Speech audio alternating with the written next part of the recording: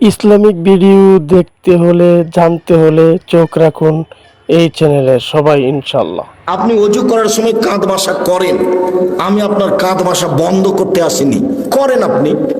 কিন্তু মোহাম্মদ সাল্লাল্লাহু আলাইহি সাল্লামের যদি প্রমাণ না হয়ে থাকে কাঁধ মাসা, তাহলে আপনার কি হবে?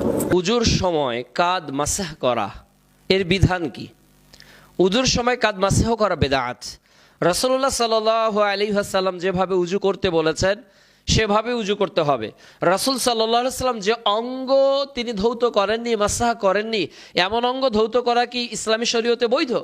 আপনাকে যদি জিজ্ঞেস করা হয় যে রাসূল সাল্লাল্লাহু আলাইহি ওয়াসাল্লাম উজু কিভাবে করেছেন, রাসূল সাল্লাল্লাহু আলাইহি ওয়াসাল্লাম কোরআন সুন্নাহর আলোকে যেভাবে উজু করেছেন এটা আল্লাহ তাআলা বর্ণনা করেছেন সূরা মাইদায়। আর রাসূল সাল্লাল্লাহু আলাইহি ওয়াসাল্লাম বুখারী, মুসলিম, আবু দাউদ, তিরমিজি অসংখ্য হাদিস গ্রন্থে বর্ণনা করেছেন।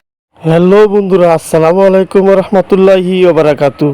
আপনারা শুনলেন কাঁধ মাসা করা কিভাবে, সব কিছু শুনলেন এবং জানলেন। আশা করি সবাই বুঝতে পারছেন। আশা করি সকলেই ভালো আছেন, ভালো থাকবেন, সবসময় দোয়া করি। আর আমার চ্যানেলটিকে সাবস্ক্রাইব করে পাশে থাকবেন এবং পাশে থাকা বেল আইকনকে বাজিয়ে দিবেন ইনশাআল্লাহ।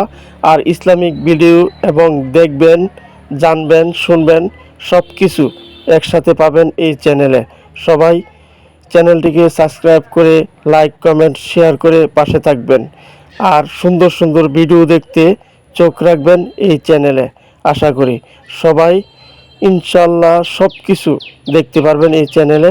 আপনারা সবাই এই চ্যানেলের সাথে থাকবেন ইনশাল্লাহ। আশা করি সবাইকে সাথে থাকার জন্য অনুরোধ জানাচ্ছি। আমার এই চ্যানেলটিকে নতুন, কিন্তু আপনারা সবাই লাইক, কমেন্ট, শেয়ার করে এবং সাবস্ক্রাইব করে পাশে থাকবেন। সবাই ভালো থাকবেন, সুস্থ থাকবেন। আজকের মতো ভিডিও এই পর্যন্ত। আল্লাহ হাফেজ।